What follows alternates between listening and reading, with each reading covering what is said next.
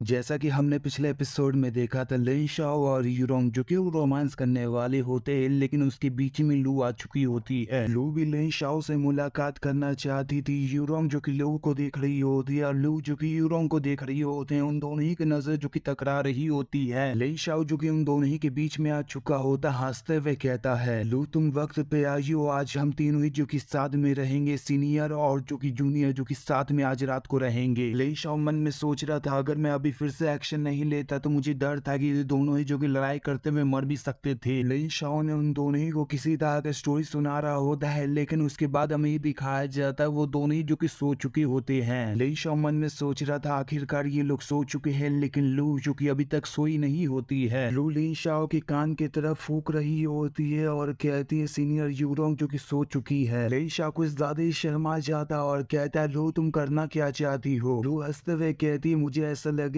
है कि senior Elder आप कुछ ज्यादा क्यूट लगते हैं जब आप इस तरह से करते हैं। एल्डर सीनियर मुझे ये बताइए, क्या इस दौरान जब मैं आपके सामने नहीं थी तो क्या आपने मुझे मिस किया है? लिन शाओ कहता है, किस तरह की तुम बकवास बातें कर रही हो और यहाँ पे मुसीबत क्यों करना चाहती हो, जबकि तुम ये देख रही हो कि तुम्हारी जो सीनियर यूरोंग में यहीं पे सो रही है। लू और लिन शाओ से चिपक चुकी होती है और कहती है, एल्डर सीनियर क्या आप मेरे आइसक्रीम को चाहते हैं? लिन शाओ और भी ज्यादा शर्मा चुका होता है और मन में सोच रहा था, ये घोस्ट लड़की है। लिन शाओ कहता है, जल्दी से हमें बाहर जाना होगा, जो भी तुम्हें बात करना है वहीं पे बात करेंगे और आज रात को जो कि वहीं पे तुम्हारा ख्याल रखूंगा। लू कहती है, आप ये कह रहे हैं कि हमें बाहर जाना चाहिए, लेकिन क्यों ही जाना चाहिए? क्या ये बेहतर नहीं रहेगा कि सीनियर यूरोंग के बाजू में हम लोग ये करेंगे तो ज्यादा बेहतर रहेगा? आप ऐसे भी एक्साइटमेंट का पीछा करते हैं तो क्यों ना हम इस तरह के एंड को फॉलो करते हैं। हमें आधे घंटे के बाद का सीन दिखाया जाता है और लू और यूरोंग जो कि एक साथ में सोए हुए होते हैं। लिन शाओ मन में सोच रहा था, मुझे खुद से ही प्लान को शुरुआत करना होगा और अपने प्लान के हिसाब से चलना होगा। मुझे ईस्टर्न टेरिटरी के बॉर्डर के फेंगियान सिटी में अगर जाना है तो पहले उससे मुझे मुलाकात करना होगा, उसी इंसान से पहले मुलाकात होगा। और वो जो इंसान है ये शुआन को पकड़ने के लिए एक टूल है जो कि सबसे इंपॉर्टेंट होने वाला है। ये चिन तुम मुझे ब्लेम नहीं कर सकते, मैं वहां पे आ रहा हूँ और बहुत ही ज्यादा क्रूअल तरीके से मैं तुम्हें दिखाऊंगा। हमें वैल्यू ऑफ पनिशमेंट का सीन दिखाया जाता है जहाँ पे आइस प्रिजन होता है, जहाँ पे ये चिन कैद होता है। ये चिन ठंड के मारे बहुत ही ज्यादा कपकपा रहा होता है। लिन शाओ वहाँ पे आ चुका होता है। एक बंदा जो कि लिन शाओ से कहता है, चीफ लिन शाओ अगर आप इस कैदी से कुछ कहना चाहते हैं तो आपको जल्द से जल्द यहाँ पे इससे कहना होगा और भी ज्यादा हमारे लिए मुश्किलात का सामना मत कीजिएगा। लिन शाओ कहता है, तुम्हें फिक्र करने की जरूरत नहीं है, मैं मास्टर के ऑर्डर के हिसाब से उनको ही फॉलो कर रहा हूँ। मुझे ये चैन से कुछ अल्फाज कहना है, उसके बाद मैं यहाँ से निकल जाऊंगा, लेकिन इस दौरान मैं ये नहीं चाहता कि कोई भी मुझे परेशान करे। मुझे उससे बात करना है। तो वो बंदा जो कि वहां से चला जाता है। लिन शाओ कहता है, ये चिन तुम्हें यहाँ पे कैसा महसूस हो रहा है? इस आइस प्रिजन में तुम्हें क्या महसूस हो रहा है? क्या तुम्हें यहाँ पे आदत हो चुका है? ये चिन कहता है, लिन शाओ तुम इस प्रिंस को इस तरह के हालात में देख रहे हो, इस तरह के हालात में देखने के बाद तुम बहुत ही ज्यादा खुश हो चुके होगे। ये ठीक ही है चोर, जितना तुम्हें हंसना है उतना तुम हंस सकते हो। जब ये शुआन जो कि अपने आर्मी के साथ यहाँ पे आएगी और तुम्हें मार डालेगी तो फिर उसके बाद तुम्हारी जिंदगी का अंत हो जाएगा और उसके बाद कभी भी तुम हंस नहीं पाओगे। तुम्हारा अंत होगा, लेकिन मैं इस प्रिजन में जो कि आज के वक्त में कैद हूँ, लेकिन ये टेम्पररी है, मैं इसी को सफर करने वाला हूँ। लेकिन जब मैं यहाँ से निकल जाऊंगा तो फ्यूचर में मैं तुम्हें 10,000 गुना पे बैक करूंगा। तुम और जियांग युवान जो कि आगे चल के सर्वाइव नहीं कर पाओगे, तुम दोनों ही जो कि मरोगे। लिन शाओ तुम्हारी हिम्मत भी कैसे हो रही है कि तुम इस प्रिंस को सीरियस नहीं ले रहे हो? क्या तुम सच में मेरी बहन ये शुआन से डरते नहीं हो, जबकि वो किंगलैंड सेक्टर में आने के बाद जितने भी लोग हैं उन सभी को मार देगी, तुम्हें भी टुकड़ों में काट देगी? क्या तुम ये जानते हो, जब मैं इस किंगलैंड सेक्टर में आया था तो मैं तकदीर का चुना हुआ कहलाता था। मेरे सामने कोई भी टिक नहीं सकता था, मैं जिसको चाहता था उसको मार सकता था और मेरे सामने कोई आ नहीं सकता था। सिस्टम कहता है ये तकदीर का चुनाव का जो टाइटल था वो डैमेज हो चुका है और उसी की वजह से तकदीर का चुनाव का जो कि सप्रेस हो चुका है, उसका लक भी बहुत ही ज्यादा माइनस हो चुका है। इसी तरह से लिन शाओ को जो कि रिवार्ड मिल रहा था, लेकिन ये जानने की जरूरत नहीं है। लिन शाओ कहता है, येचिन क्या तुमने कभी भी इसके बारे में सोचा है कि तुम मेरे नजरों में क्या हो? येचिन कहता है, तुम इसके बारे में सोचना भी नहीं कि मैं ये नहीं जानता कि तुम्हारा ट्रम्प कार्ड क्या है। तुम किसी भी इंसान के लक को ले सकते हो और उसके लक को चुरा सकते हो, जैसा कि तुम मेरे लक को चुराए हो और तुम अभी भी मेरे से लक चुरा रहे हो। हालांकि इससे फर्क नहीं पड़ता है कि तुम्हारा जो पर्सनैलिटी है कितना स्ट्रांग है। तुम अभी भी कुछ भी नहीं हो, तुम एक जासूस हो जो कि तकदीर के चुने हुए पे जासूसी करते हो और तुम सिर्फ एक चोर हो जो कि लक को चुरा सकते हो, इसके अलावा कुछ भी नहीं है। है। ये प्रिंस जो कि बहुत सारे लोगों को, अनगिनत लोगों को जो कि बहुत ज्यादा मार चुका है, उनके खिलाफ लड़ा है और मेरे जैसा कोई भी नहीं हो सकता, किसी की भी इतनी उम्मीद नहीं हो सकती है। लिन शाओ कहता है हाँ तुमने बिल्कुल ही सही कहा है, मेरे पास इतनी एबिलिटी है कि मैं किसी के भी लक को चुरा सकता हूँ और अपॉर्चुनिटी को कट ऑफ कर सकता हूँ। लेकिन सबसे इंपॉर्टेंट जो कि मेरे लिए ये चीज नहीं है, क्या तुम ये गेस कर सकते हो कि सबसे इंपॉर्टेंट मेरे लिए क्या हो सकता है? तुम हो सकते हो या फिर मेरे लिए लक हो सकता है। जिचेन कहता हाँ यही है कि तुम लक को चुराना चाहते हो और तुम लक के पीछे भागते हो और इतना लक चाहते हो कि बिल्कुल गिना नहीं जा सकता है, और जो तकदीर के चुने हुए एक अपॉर्चुनिटी है उसको तुम हासिल करना चाहते हो। और क्या तुम मुझे इस्तेमाल करने के बाद ये शुआन को धमकी देना चाहते हो? तो लिन शाओ कहता है तुम गलत हो, ना ही मेरे लिए लक इम्पोर्टेंट है ना ही तुम मेरे लिए इम्पोर्टेंट हो। सबसे ज्यादा ये इम्पोर्टेंट है कि बिना तुम्हारे ही इम्पोर्टेंट है, यानी कि अगर तुम नहीं रहोगे तो वही इम्पोर्टेंट है। इस एपिसोड को हम पे खत्म करते हैं। आगे के एपिसोड में देखने वाले कि आगे के एपिसोड में क्या होने वाला है। आगे के एपिसोड देखने के लिए वीडियो को लाइक कर देना, चैनल को सब्सक्राइब कर देना, वीडियो को शेयर कर देना,